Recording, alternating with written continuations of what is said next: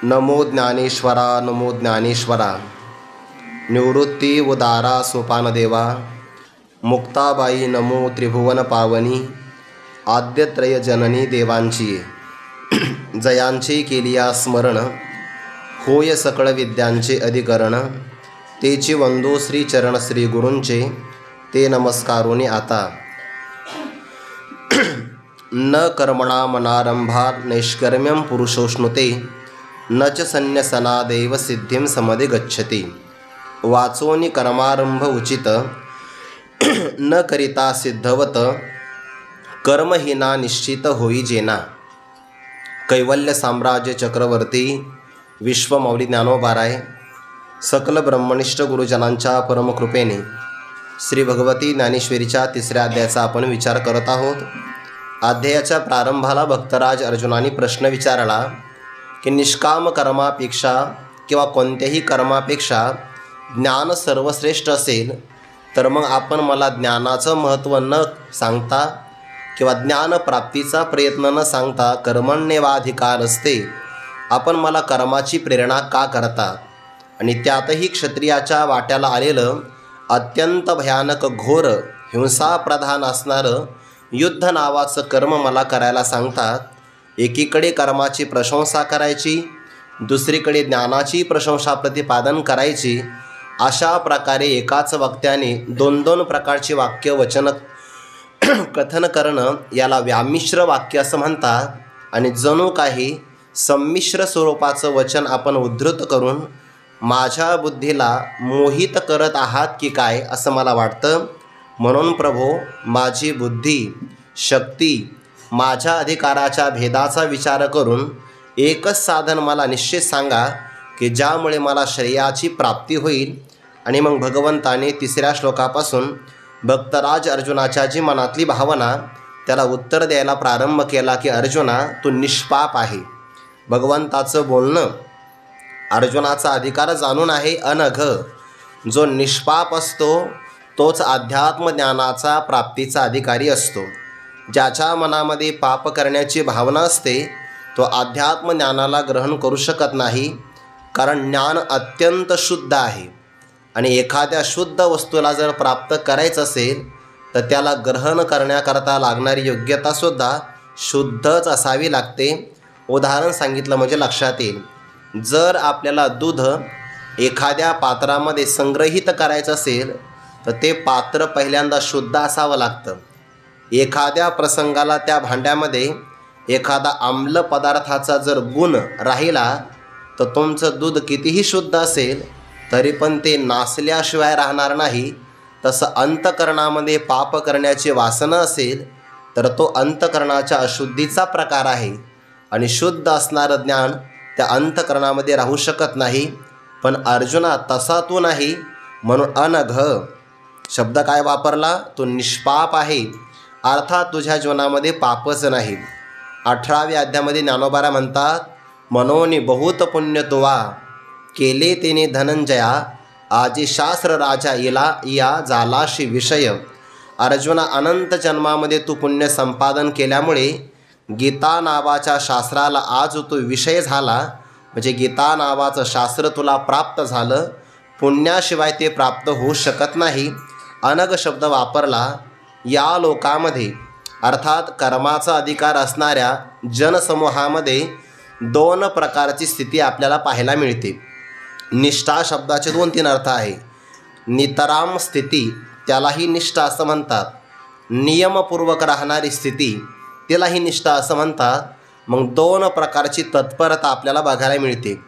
काही कर्म करण्यामध्ये तत्पर आहे, त्यांची कर्मनिष्ठा आहे। आणि काही ज्ञानप्राप्तीकरता नियमाने स्थित राहतात, त्यांची ज्ञाननिष्ठा आहे। मग ज्ञाननिष्ठा कोणाची आहे? सांख्यानाम, ज्यांनी प्रकृती पुरुषाचा आत्मानात्म स्वरूपाचा विवेकाच्या द्वारे विचार केला आहे। अनात्मवर्ग नीर सांडोनी आत्मरसाचे क्षीर चरतातीचे सविचार राजहंस त्यांना विवेकी पुरुष असं म्हणतात। किंवा आपण त्यांचा विचार करत असताना या उपाधी माझी गुप्त चैतन्यासे सर्वगत ते तत्वज्ञ संत किंवा सतत स्वीकारिती असा ज्यांना विवेक प्राप्त झाला किंवा विचारिता निरसले, ते प्रपंच सहजे सांडवले, मग तत्वता तत्व उरले ज्ञानी अंशी.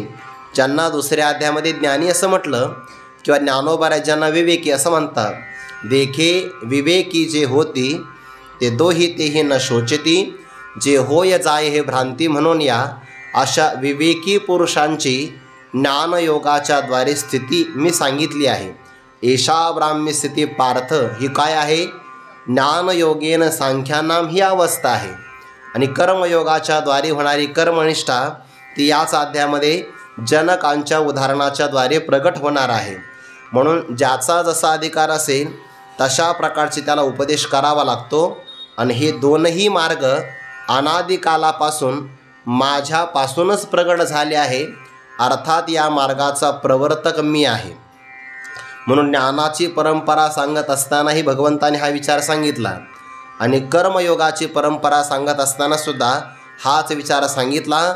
इमं विवस्वते योगम प्रोक्तवानहमव्ययम विवस्वान मनवे प्राह मनुरिक्ष्वा कवे ब्रवीत.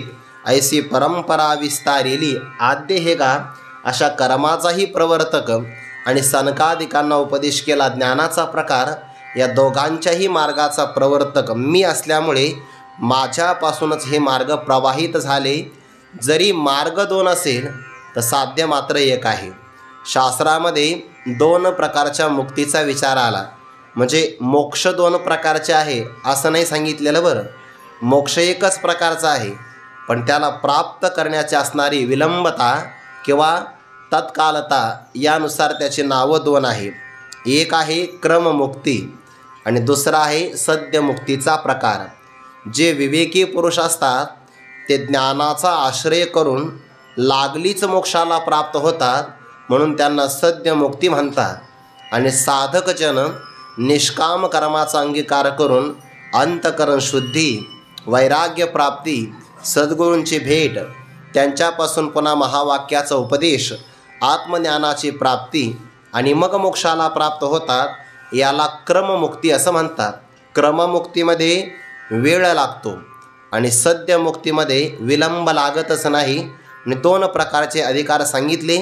आणि म्हणून ज्ञानोबाने याचा विस्तार करत असताना तैसे देख पा विहंगम मते अधिष्ठिवनी ज्ञानाते सांख्य म्हणजे विवेकी पुरुष सद्य मोक्षाते आकळीती हा एक प्रकार सांगितला. आणि येर म्हणजे इतर विवेकी पुरुषांच्यापेक्षा इतर असणारे निष्काम कर्माचं अनुसरण करणारे कर्मयोगी कर्माच्या आधाराने विहित कर्माचा त्याग न करता अंततोगत्वा पूर्णतेला प्राप्त होतात. पण शब्द वापरला अवसरे पावती, त्यांना थोडासा वेळ लागतो. किंवा हा शब्द पाठीमागे सुद्धा आला आहे. एक कर्मयोग जाण जेत साधक जन निपुण होऊन या निर्वाण पावती वेळे, असा एक प्रकार आला की नाही. म्हणून ज्ञानोबांनी शब्द वापरत असताना वेळे पावती आणि अवसरे पावती यातून क्रममुक्तीचा प्रकार सांगितला. आणि ज्ञान प्राप्त झालं की लागलीच मोक्षाला प्राप्त होतात, सद्यमुक्तीचाही प्रकार सांगितला.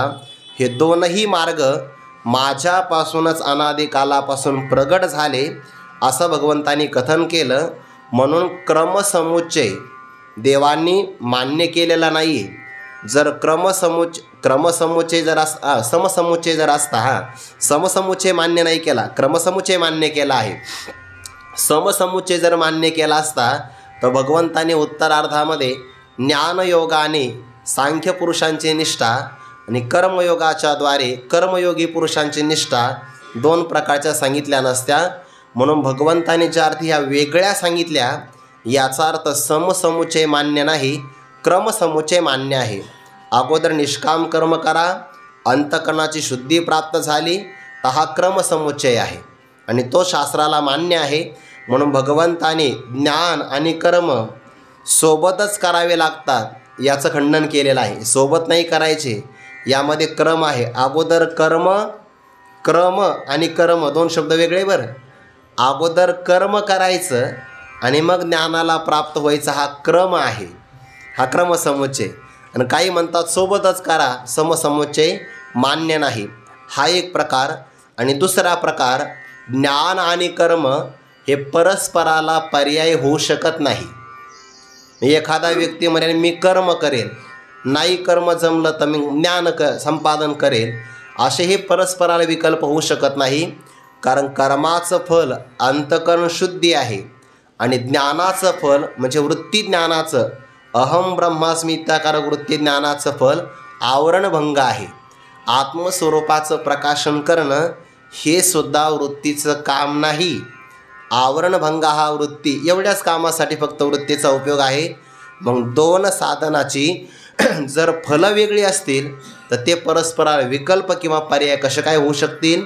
म्हणून ज्ञानकर्म परस्पराचा पर्यायसुद्धा नाही आणि ज्ञानकर्म सोबतच अनुसरण करायचे असते असं सुद्धा नाही. ज्ञानकर्मात समसमुच्चय नाही आणि विकल्पसुद्धा नाही असं भगवंतांनी या श्लोकामध्ये प्रतिपादन केलं. पण अर्जुना, ज्ञाननिष्ठेच्या द्वारे ज्या नैष्कर्म्य स्थितीला प्राप्त व्हायचं असेल त्याचा प्रारंभ कर्मापासून आहे. म्हणून आपण गुरुजनांच्या मुखातून ऐकत असतो की नैष्कर्म्य सिद्धीला जायचं असेल तर प्रारंभ निष्काम कर्मापासून आहे. ज्याला नैष्कर्म्य सिद्धी प्राप्त करायची, निष्काम कर्माचा परित्याग त्याने करू नये. कारण निष्काम कर्म ही पहिली पायरी आहे आणि नैष्कर्म्य सिद्धी हा कळस आहे. ज्याला तिथपर्यंत जायचं असेल त्याला पायापासून प्रारंभ करावा लागेल की नाही. आणि तोच विचार परमात्मा पुढे चतुर्थ श्लोकामध्ये सांगतात, न कर्मणाम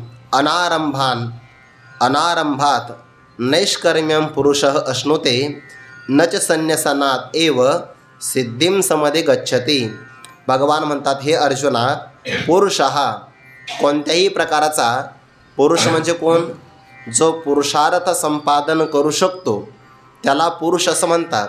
धर्म, अर्थ, काम आणि मोक्ष हे 4 प्रकारचे पुरुषार्थ आहे.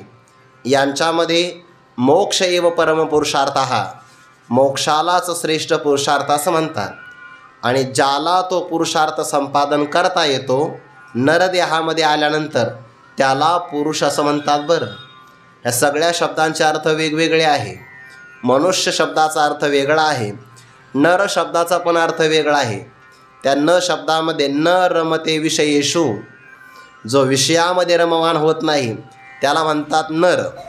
आणि जो धर्म, अर्थ, काम, मोक्ष यापैकी मोक्ष इव परमपुरुषार्थ हा पुरुषार्थाला गवसणी घालतो त्याला म्हणतात पुरुष. मग ज्याला नैष्कर्म्य स्थिती प्राप्त करायची असेल तर त्या पुरुषाला कर्मनाम म्हणजे कर्माचा, अनारंभात कर्माचा आरंभ केलाच नाही तर त्याला नैष्कर्म्यम न अश्नुते, नैष्कर्म्य अवस्था प्राप्त होऊ शकत नाही. कर्माचा आरंभ नाही केला आणि तो काय म्हणतो आहे, मला नैष्कर्म्य स्थिती प्राप्त करायची, त्याला ती मिळणार नाही. याचा अर्थ काय, कर्माचा आरंभ केला तर नैष्कर्म्य सिद्धीला तो गवसणी घालू शकतो. कर्मनाम अनारंभात, कर्माचा आरंभ केला नाही त्यापासून त्याला नैष्कर्म्य सिद्धीला प्राप्त होता येणार नाही. ज्या स्वरूपामध्ये कर्म अजिबात नाही त्याला म्हणतात निष्कर्म. म्हणून तर निष्कलम निष्क्रियम असं उपनिषदामध्ये परमात्म स्वरूपाचं कथन करणारं वचन आहे. ज्या स्वरूपस्थितीमध्ये अजिबात क्रिया नाही त्याला म्हणतात निष्क्रियम, म्हणजे आणि कर्म राहू शकत नाही. निष्कर्म भावाचाच अर्थ होतो नैष्कर्म्यम. आणि नैष्कर्म्य पदाला म्हणजे कर्मरहित स्थितीला जर गवसणी घालायची असेल तर कर्माचा आरंभ करावा लागतो. अनारंभात कर्माचा आरंभ नाही केला तर त्याला नैष्कर्म्यम न अश्नुते, नैष्कर्म्य अवस्था प्राप्त होऊ शकत नाही. एखादा म्हटला, नाही मला तर कर्माचा आरंभ नाही करायचा, पण संन्यासी पुरुषाला जी स्थिती प्राप्त होते ज्ञाननिष्ठेच्या द्वारे ती संपादन करायची, भगवान म्हणतात ते फल तुला अविचाराने मिळणार नाही. च म्हणजे आणि संन्यसनादेव, ज्ञान तर प्राप्त नाही केलं आणि केवळ कर्माचा परित्याग केला तर सिद्धीम न समधी गच्छती, त्याला नैष्कर्म्य सिद्धी चांगल्या प्रकारे सम्यक प्रकारे अधिगच्छती न, त्या फळाला तो गवसणी घालू शकत नाही. या श्लोकाचा तात्पर्य अर्थ काय होतो, ज्याला नैष्कर्म्य सिद्धी प्राप्त करायची असेल त्याला निष्काम कर्मापासून प्रारंभ करावा लागतो. हा झाला पूर्वपदाचा अर्थ. आणि उत्तरार्धाचा अर्थ, एखाद्या पुरुषाने ज्ञान संपादन नाही केलं आणि केवळ कर्माचा परित्याग केला. संन्यास म्हणजे काय? फक्त त्याग केला, ज्ञान प्राप्त नाही झालं तरीसुद्धा भगवान म्हणतात कर्माचा नुसता त्याग केल्यानंतर ज्ञाननिष्ठेच्याद्वारे ज्ञानी पुरुषाला जे फळ मिळतं ते फळ या पुरुषाला सम्यक प्रकारे प्राप्त होऊ शकत नाही. म्हणून केवळ संन्यासाने ज्ञाननिष्ठा प्राप्त होत नाही आणि कर्माचा निष्काम पद्धतीनं आरंभ केल्याशिवाय नैष्कर्म्य सिद्धी प्राप्त होऊ शकत नाही. थोडक्यात एका वाक्यात भाव असा होईल, निष्काम कर्माचा आरंभ या जीवनात तरी करावा लागतो किंवा त्या साधकाने पूर्वजीवनात तरी निष्काम कर्म केलेलं पाहिजे. विचारसागरामध्ये जेव्हा व्याख्या आली ना अधिकारी पुरुषाची, तेव्हा त्यातला एक पद फार महत्त्वाचं आहे. ज्या पुरुषाने किंवा ज्या मनुष्याने या जन्मी किंवा पूर्वजन्मी एखाद्या पुरुषाने या जीवनामध्ये कर्माचा परित्याग नाही केला आणि त्याला वैराग्य प्राप्त झालं असेल तर समजून घ्यावं त्याने वैराग्य नावाचं फल प्राप्त करण्यासाठी जी परीक्षा द्यावी लागते कर्माची ती मागच्या जन्मात दिलेली आहे. फक्त निकाल त्याचा आता लागला असा त्याचा अर्थ होईल. या जन्मी किंवा पूर्वजन्मी निष्काम कर्म मल नावाचा दोष निवृत्त केला, निष्काम उपासनेनं चित्ताचा विक्षेप नावाचा दोष दूर केला. थोडक्यात काय होतो आहे अर्थ की तुम्ही या जीवनामध्ये साधना करा, मागच्या जन्मामध्ये केली असेल किंवा आगामी जन्मामध्ये करा. शास्त्राचा नियम ठरला आहे अंतःकरण शुद्धीसाठी निष्काम कर्मच करावं लागतं, कारण ते नियत साधन आहे आणि ते केल्याशिवाय नैष्कर्म्य सिद्धीला गवसणे घालता येत नाही. बऱ्याचदा आपण श्रवण करतो ना मोक्ष नावाच्या फलाचं आणि ते फल चांगल्या प्रकारे श्रवण केलं की आपल्यालाही असं वाटतं की त्या फळाला लगेचच्या लगेच गवसणी घालावी. आपल्याला वाटतंय पक्षाप्रमाणे उड्डाण करावं आणि झाडावरचं फल प्राप्त करावं, पण अधिकारभेदाचा आपण विचार करत नाही. म्हणून अधिकारभेदाचा जर विचार केला तर क्रमाने जावं लागतं. असं या श्लोकाचा थोडासा विस्तार होईल. आता यावर ज्ञानोबारे स्पष्टीकरण सांगतात. वाचोनी कर्मारंभ उचित न करिता सिद्धवत कर्महीना निश्चित होई जेना. वाचोनी म्हणजे शिवाय असा अर्थ होतो. मागच्या ओव्यांचा संबंध घ्यावा लागतो. एक मार्ग आहे विहंगम मार्ग, दुसरा मार्ग आहे पिपीलिका मार्ग. कर्माचा मार्ग पिपीलिका मार्ग, ज्ञानाचा मार्ग विहंगम मार्ग. कर्माने मुक्ती होते क्रममुक्ती आणि ज्ञानाने प्राप्त होते आहे सद्यमुक्ती. हे मार्ग आहे.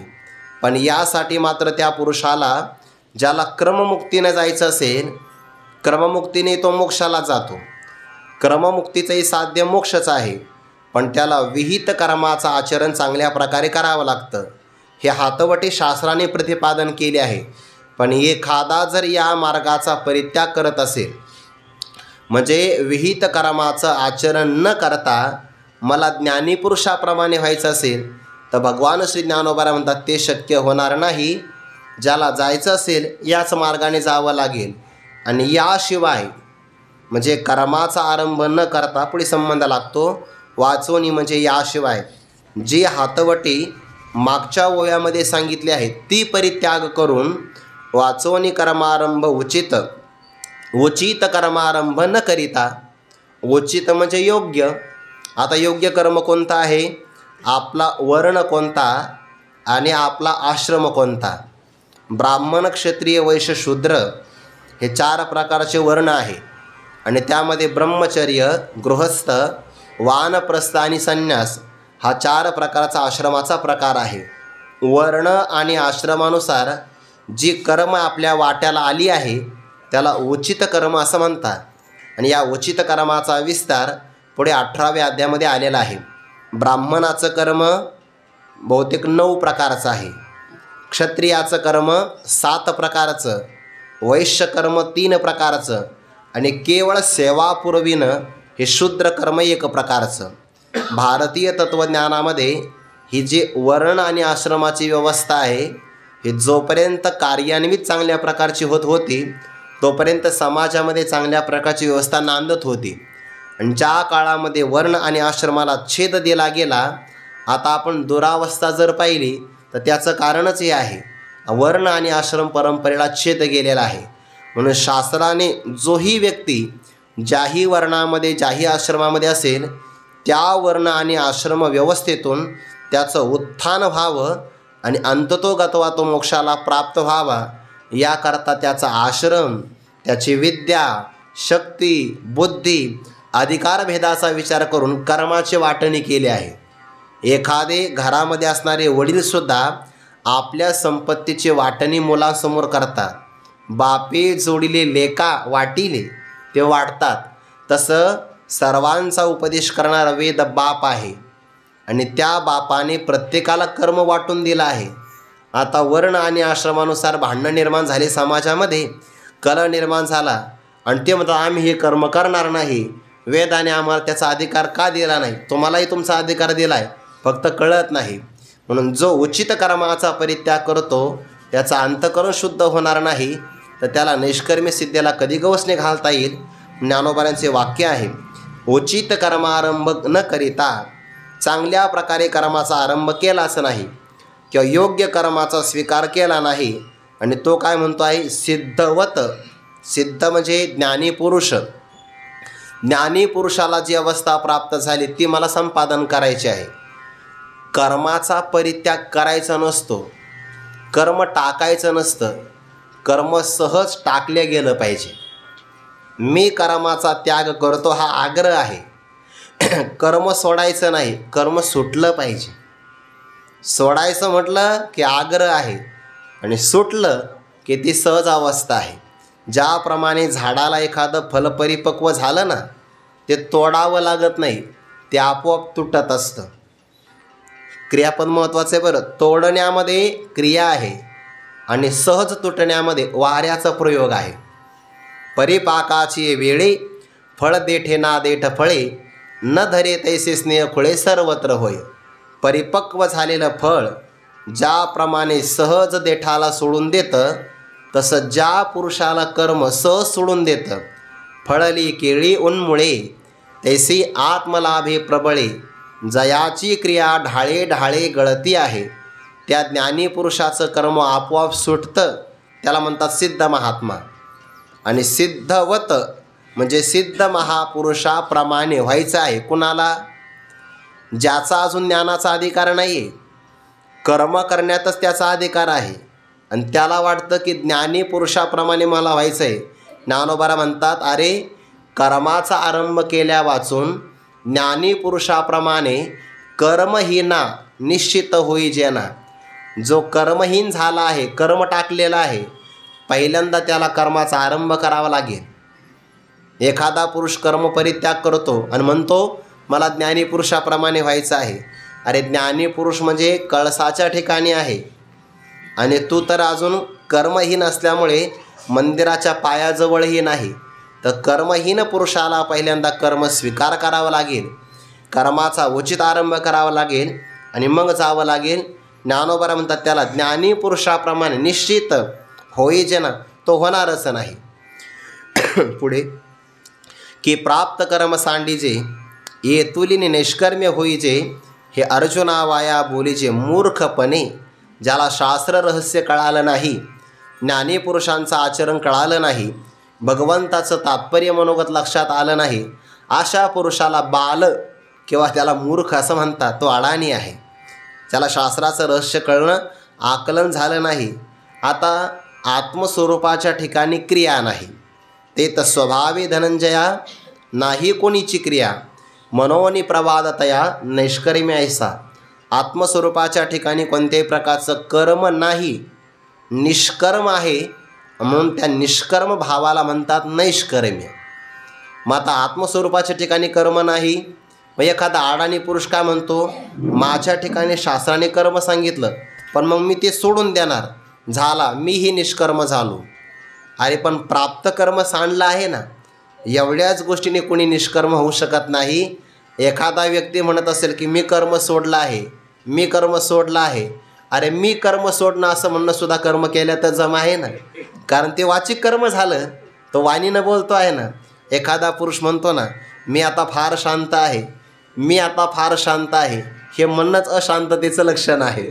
शांत असेल तर शांत म्हणण्याचं कारण काय आहे की प्राप्त कर्म सांडीचे वर्ण आणि आश्रमानुसार शास्त्रानुसार जे कर्म आपल्याला प्राप्त झालं आहे आणि सहसा मनुष्याला कर्म करण्याचा कंटाळा असतो आणि जर त्याला शास्त्राचं अनुकूल एखादं वाक्य ऐकायला भेटलं की मग ते वाक्य त्याला फार चांगलं वाटतं की मनोनी ज्ञानी या पुरुषा कृत्य करू सरले देखा केव्हा यस्त्वात्मरतिरे वस्यात आत्मतृप्तश्च मानवः आत्मन्येवच संतुष्ट तस्य कार्यं न विद्यते.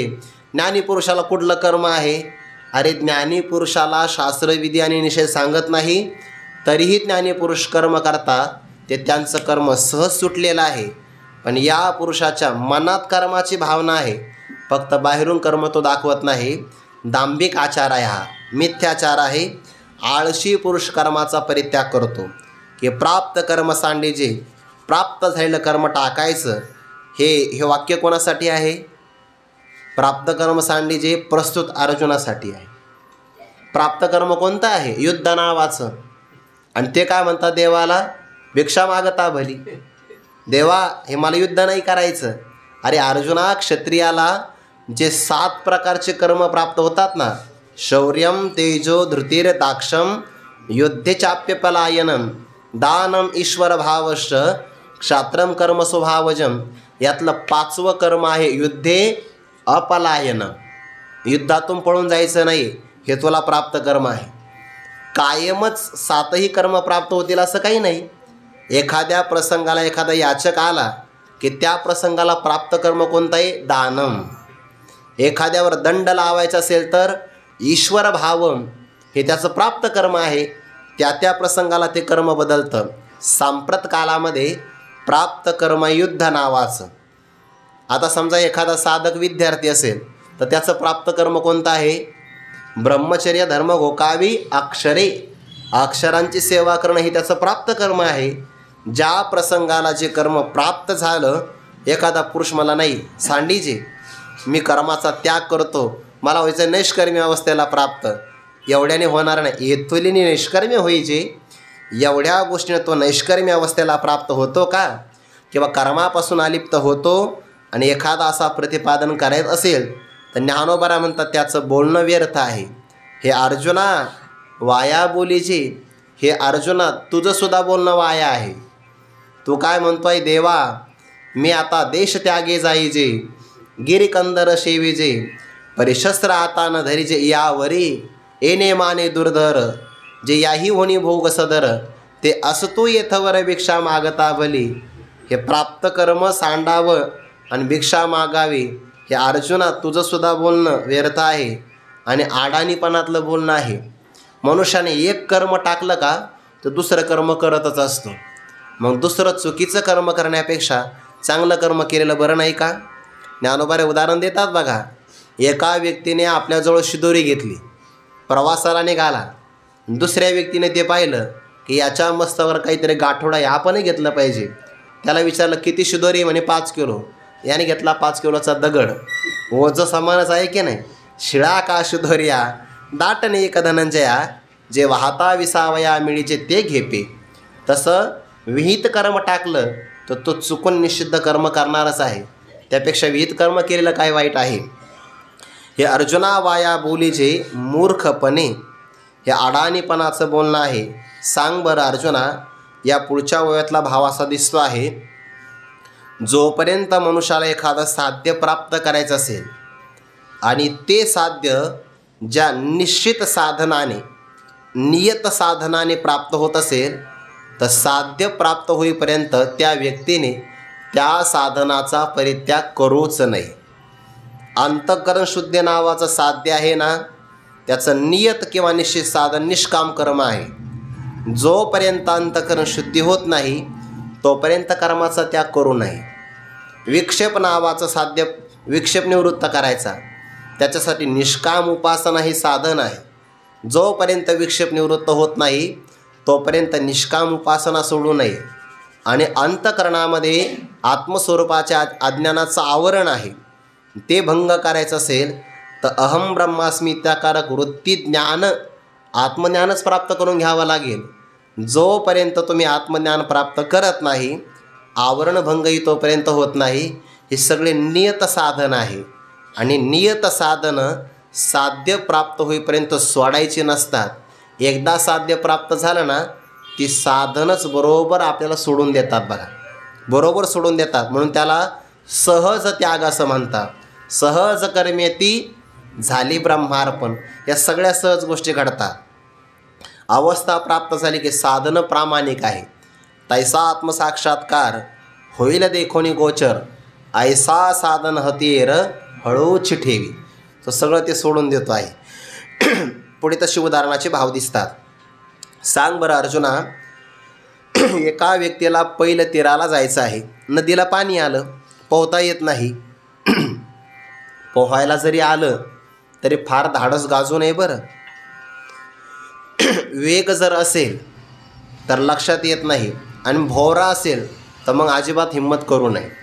सांगे पहिलं तीरा जावे, ऐसे व्यसन का जेथ पावे, तेथ नावे ते त्याच्यावे घडे केवी, ना तरी तृप्ती इच्छिजे, तरी कैसेने पाक न कीजे, की सिद्ध ही न सेविजे केवी सांगे. जव निरार्थता नाही तव व्यापार असे पायी, मग संतुष्टीच्या ठाई कुंठे सहजे. मनोनी ऐके पार्था, जया निष्कर्म्यपदी आस्था, तया उचित कर्म सर्वथा त्याज्य नोहे. इथपर्यंत या सगळ्या ओव्यांचा एकत्र विचार आहे. आणि पुढे आणि नावाचा अव्यय आल्यामुळे पुढच्याही विषयाची जोडणी आहे. पण सांप्रत प्रसंगामध्ये तुर्त मात्र या 4 ओव्यांचा एकत्र विचार आहे. उदाहरण दिलं आहे, जोपर्यंत साध्य प्राप्त होत नाही तोपर्यंत साधनाचा परित्याग करायचा नसतो. एका व्यक्तीला काही कार्य, मी आळंदीला नवीन आलो होतो, मला चांगलं आठवतं. ते सलग 2 वर्ष चांगल्या प्रकारचा पूर आला होता. तेव्हा पलीकडचा नवीन पूल नव्हता. आपला इथं समोरचा गुरुड खांब नाही का, तिथला चाकण चौकातला पूल होता आणि भयंकर पाणी आलेलं. त्या पुलावरून पाणी वाहत होतं. आम्ही ते पूर पाहायला आलो होतो. आणि त्या काळामध्ये जे लोक आळंदीतून सकाळी कामाच्या निमित्ताने पुण्यात गेले सकाळी आणि सायंकाळी येईपर्यंत पूल आला. सांगे पहिलं तीरा जावे, आता तर पलीकडच्या तीराला तर गेलं पाहिजे. ते बरेच लोक रात्रभर त्या धर्मशाळेतच मुक्कामाला थांबले होते. मला चांगलं आठवतं, ते पूर्वी पूर आला होता. मग आता एखाद्या व्यक्तीला, आता पुलाची व्यवस्था आहे. जुन्या काळात कुठं पुलाची व्यवस्था होती? नावेची व्यवस्था. आता आम्ही ऋषिकेशला गेलो होतो ना, गुरुवारी शास्त्री बाबा ऋषिकेशला थांबले होते. बाबा म्हणायचे की त्या काळामध्ये, आणि गुरुवारी मारुती बाबांनी पण हा अनुभव सांगितला, संपूर्ण ऋषिकेशमध्ये फक्त 3 नौका होत्या, 3च. आणि त्या ब्रह्मचर्य संन्यासी महापुरुष साधक असेल तर त्यांना विनामूल्य घेऊन जायच्या. आणि बाकीचे कोणी जर पर्यटक आले असतील की त्यांच्याकडे 5 पैसेचं मूल्य असायचं. मग आता एखाद्या व्यक्तीला पलीकडे जायचं आहे, पहिलं तीरा जावे, आणि पहिलं तीराला गेल्या वाचून व्यसन शब्द वापरला ज्ञानोबाऱ्यांनी. याचा अर्थ काय आहे?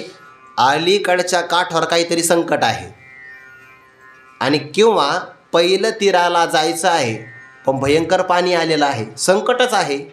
ऐसे व्यसन का जेथ पावे, पहिलं तीराला तर जायचं आहे, अलीकडच्या काठाला राहावं तर संकट आहे. बरं, पाण्यातून जावं तर पाण्याचा वेग भयंकर आहे, असं संकट आहे. पाण्याचंही संकट घ्या किंवा अलीकडच्या काठाचं संकट घ्या, ऐसे व्यसन का, असं त्याला संकट प्राप्त झालं. आणि त्या व्यक्तीला त्या काळामध्ये एक नौका दिसली. ज्ञानोबा म्हणतात, तेथ नावे ते त्याच्यावे, नौकेचा परित्याग करावा, अशी घटना घडेल केवी, घडे केवी. असं कधी घडेल का? घडणार नाही. कारण पहिलं तीराला जायचं असेल तर नौका नावाचं एकमेव साधन आहे.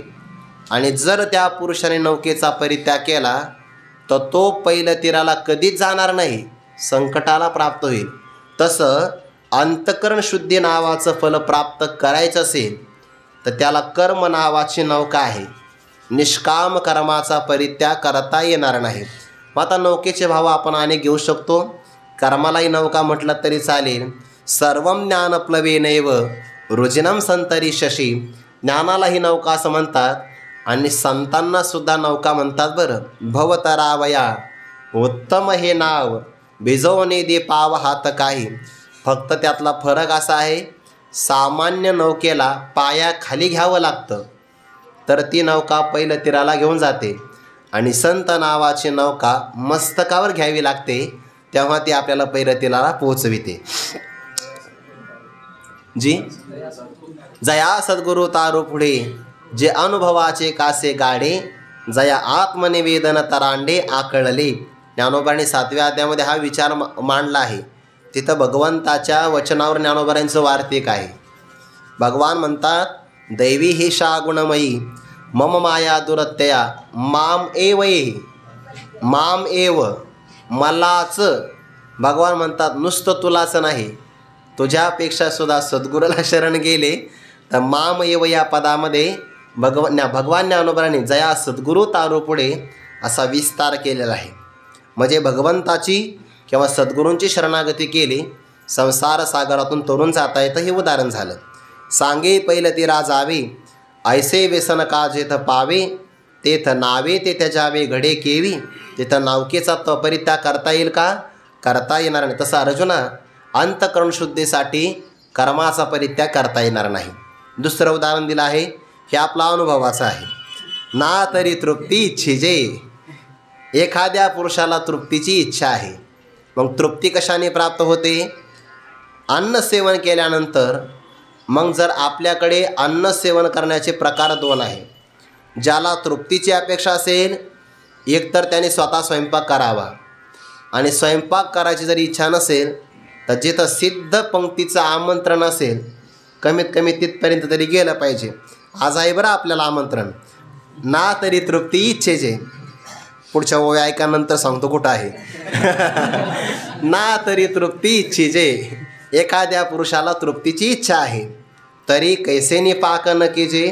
तर मग त्या पुरुषाने कसा बरं स्वयंपाक करू नये? पाक म्हणजे स्वयंपाक. स्वयंपाक का बरं करू नये? तृप्तीची इच्छा आहे ना, मग स्वतः स्वयंपाक केला पाहिजे. मला स्वयंपाक करायचा नाही म्हणजे ज्ञानोबा म्हणतात सिद्ध भोजनाची वाट बघा. एखादा मला नाही सिद्ध ही न सेविजे. जो स्वयंपाक तयार आहे तो सुद्धा मी सेवन करणार नाही आणि स्वयंपाकही तयार करणार नाही, तर केवी तृप्ती सांगे. त्या पुरुषाला तृप्ती कशी बरं मिळेल? मिळणार नाही. पहिलं तीराला जायचं असेल तर नौकेचा त्याग करता येणार नाही, आणि तृप्तीची इच्छा असेल तर स्वयंपाक करणं किंवा सिद्ध भोजन करणं या वाचून पर्याय नाही. हे झाले उदाहरण. तसं जव निरार्थता नाही.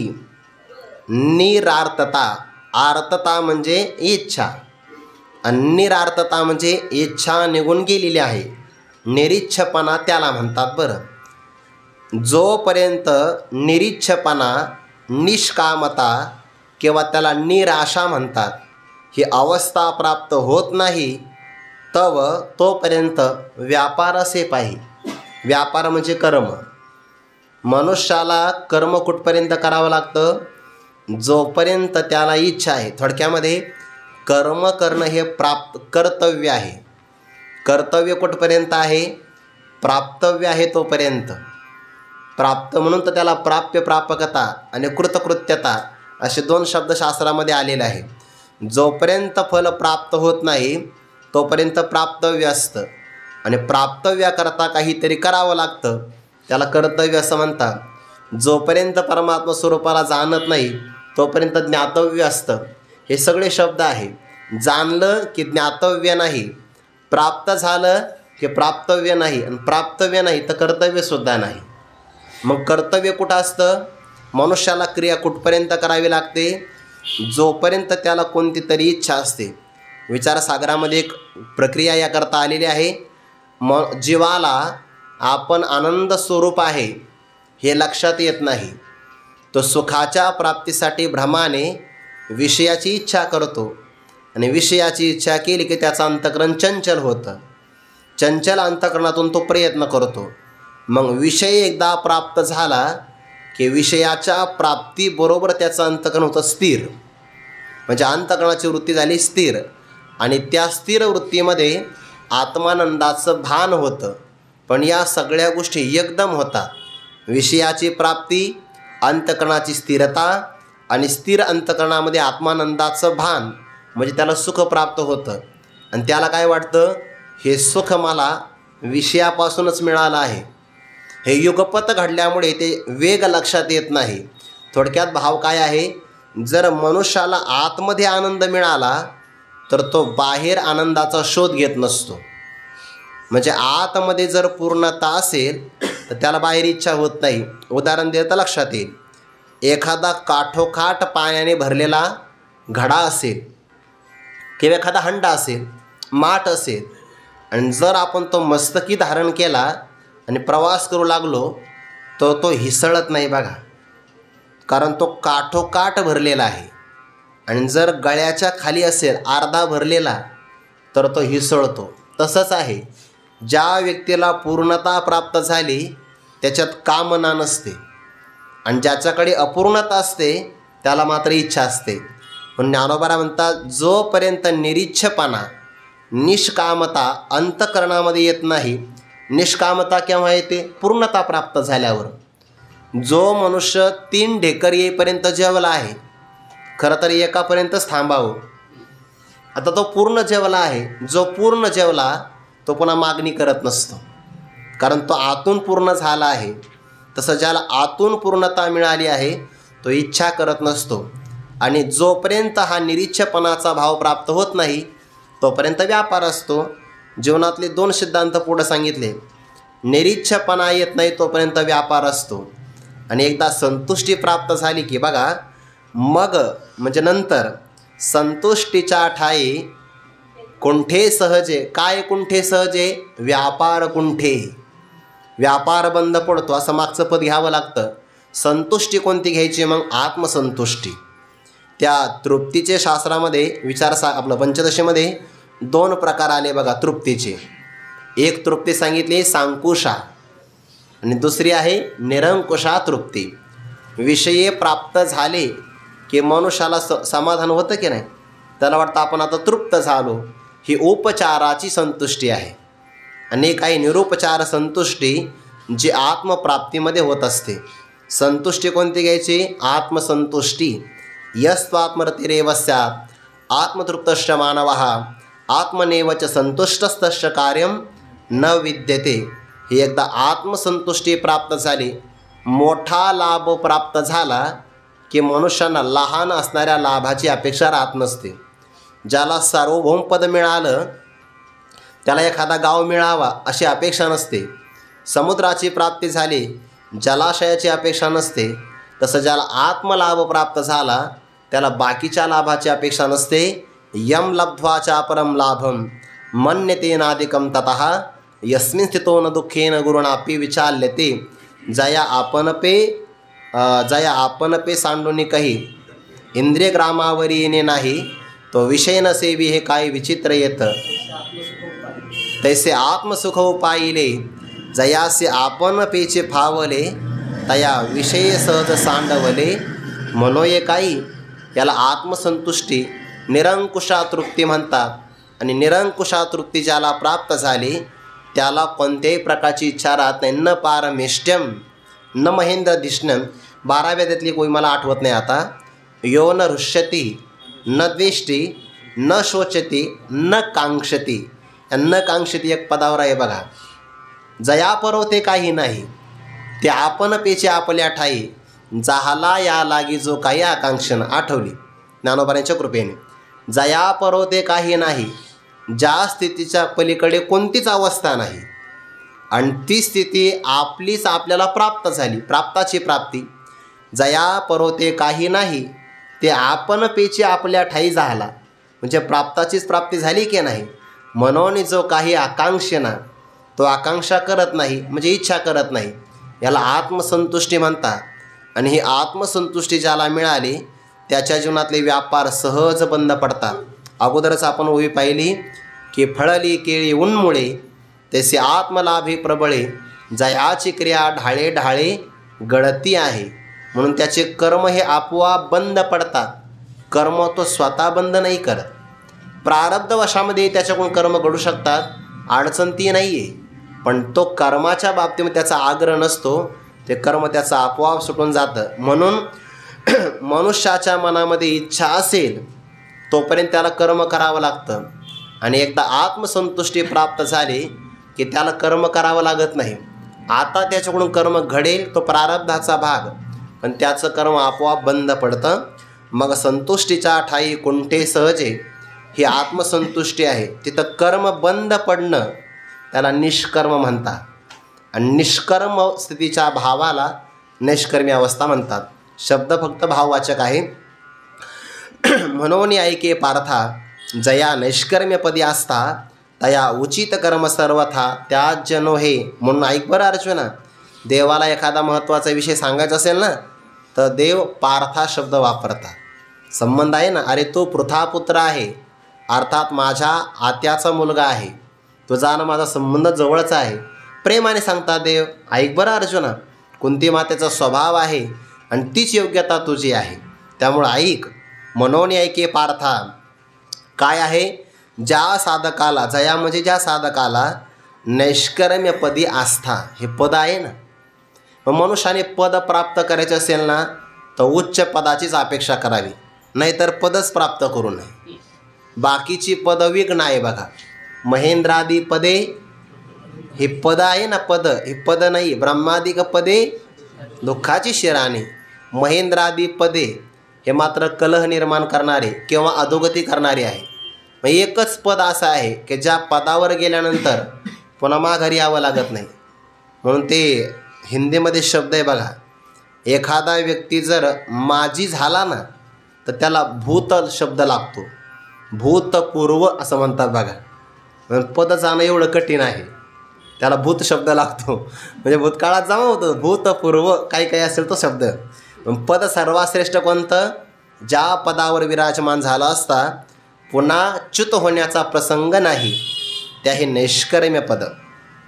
आणि या नैष्कर्म्य पदाला ज्याला गवसणी घालायची असेल, आस्था म्हणजे आवड बरं, जी आवड मनुष्याच्या मनात असते त्या प्राप्तीकरता त्याला कंटाळा येत नाही. ज्ञानोबरांनी मृत्यूलोकातल्या जीवांचं एक विशेष प्रकारचं कौतुक केलं आहे. कौतुक नाही म्हणता येणार त्याला, दुर्दैव प्रगट केलं आहे. ज्ञानोबरा म्हणतात त्यांना काय आवडलं, जे प्राणी या कामी भरू देहाचे वरी आदरू, मनोनी पडेला विसरू आत्मबोधाचा, आव्हान टलिया आस्था बुद्धी विषय सुखची परमावधी. त्यांची आस्था बुद्धी आडमार्गाला गेल्यामुळे विषयाचं सुख सर्वश्रेष्ठ आहे, याच्या पलीकडे कोणती अवधी नाही असं त्यांना वाटलं. आणि जीव तैसा उपाधी आवडे लोका, हा सामान्य पामराचा आणि विषयी पुरुषाचा प्रकार आहे. पण इथे निष्कर्म्यपदी आस्था ज्याला असेल तो साधक किंवा मुक्त महात्माचा आहे. आणि ज्याला त्या पदाची अपेक्षा किंवा आवड असेल त्या साधकाला उचित कर्म, जे त्याच्या वाट्याला योग्य कर्म आला आहे, सर्वथा म्हणजे सर्व प्रकारे त्याज्य नोहे. कोणत्याच अवस्थेमध्ये त्याने ते कर्म टाकू नये. कोणत्या अवस्थेमध्ये म्हणजे साधकीय अवस्थेमध्ये असेल तर अंतःकरण शुद्धीसाठी टाकू नये, आणि जर त्याला सिद्ध अवस्था प्राप्त झाली असेल तर लोकसंग्रहाकरता टाकू नये. पुढे शब्द येत आहे म्हणून सर्वथा शब्दाला न्याय द्यावा लागेल. म्हणून पूर्व जीवनामध्ये सुद्धा कर्माचा त्याग नाही, आणि उत्तर जीवनामध्ये सुद्धा म्हणजे सिद्ध अवस्था प्राप्त झाल्यानंतर सुद्धा जीवनमुक्त ज्ञानी जरी झाले पावन, तरी देव तीर्थ भजन न सांडिती सर्वथा त्याज्य नोहे. जीवनमुक्त अवस्था प्राप्त झाली तर मग फार आनंद आहे, मग तर कितीही कर्म केलं तरी कर्माचा लेपच लागत नाही. म्हणून लोकसंग्रहासाठीच त्या अवस्थेमध्ये सुद्धा कर्माचा परित्याग नाही. नैष्कर्म्य पदाला गवसणी घालायचं असेल तर उचित कर्म म्हणजे निष्काम कर्म आहे. निष्काम कर्मातूनच नैष्कर्म्य पदाला गवसणी घालता येते. म्हणून गीतेला कर्मत्याग मान्य नाही. गीतेला कर्माच्या फलाचा आणि कर्माच्या पाठीमागे असणारा कर्तृत्वाचा मद आणि कर्माच्या पाठीमागे असणारी कामना यांचा त्याग मान्य आहे. मग कर्माच्या फलाचा त्याग म्हणजे कामनेचा त्याग, आणि कर्तृत्वाचा त्याग म्हणजे अहंकाराचा त्याग. म्हणून गीतेला अहंकाराचा त्याग मान्य आहे, कर्माच्या फलाचा त्याग मान्य आहे, कर्म त्याग मान्य नाही. उचित कर्म सर्वथा त्याज्य नोहे. आणि अर्जुन असा आहे का, आता कर्म कोणतं स्वीकार करायचं, कोणत्या कर्माचा त्याग करायचा, कसा करायचा, याला प्रमाण आपलं अंतकरण नाही, याला प्रमाणशास्त्र आहे. भगवान ते पुढं म्हणतात, आपल्या इच्छेप्रमाणे कर्म स्वीकारलं आणि कर्म टाकलं म्हणजे त्याग होतो असं काही नाही अर्जुना. आणि आपुला आली ये चाडे, चाडे म्हणजे इच्छा, आपुला आली ये चाडे आपा दिले हे मांडे, की तेजिले कर्म सांडे ऐसे आहे. आपल्या इच्छेनं आपा दिले म्हणजे संपादन केलं, कर्म आपल्या इच्छेनं स्वीकारलं, मांडे म्हणजे कर्म घडलं बरं, किंवा तेजिले कर्म आपल्या इच्छेनेच आपण एखाद्या कर्माचा सहज स्वैरत्याग केला की सांडे म्हणजे कर्माचा त्याग होईल ऐसे आहे. असं काही आहे का? असं नाही. म्हणजे कर्माचा स्वीकार किंवा कर्माचा त्याग आपल्या इच्छेवर अवलंबून नाही, शास्त्र त्याला प्रमाण आहे. हे वायाची सैरा बोलीची, हे मात्र सैरा स्वच्छंद किंवा बहकल्यासारखं आहे असं शब्द वापरला बरं त्याला. हे सैरा बोलीचे म्हणजे बहकल्यासारखं बोलण्यासारखं आहे. उकल तरू देखोनी पाहिजे, कर्माचा उकल म्हणजे अनुभव किंवा कर्माचा उलगडा करून जर पाहिलं तर देखोनी पाहिजे. परित्यजिता कर्म न त्यजे, कर्माचा त्याग करण्याचा जरी आपण प्रयत्न केला तर कर्म न त्यजे, कोणत्याही अवस्थेमध्ये कर्माचा त्याग होऊ शकत नाही. हे निसंशय मानी, निभ्रांत मानी, हे निसंशय तो जाणून घे. हे कर्माचा त्याग करायचा जरी प्रकार केला तर कर्माचा त्याग कसा होत नाही त्याचा विचार आपण उद्या पाहू. कुंडलिक वरदारी विठ्ठल श्री ज्ञानदेव तुकाराम मौली ज्ञानेश्वर महाराज की जय. सद्गुरु जोग महाराज की जय. आज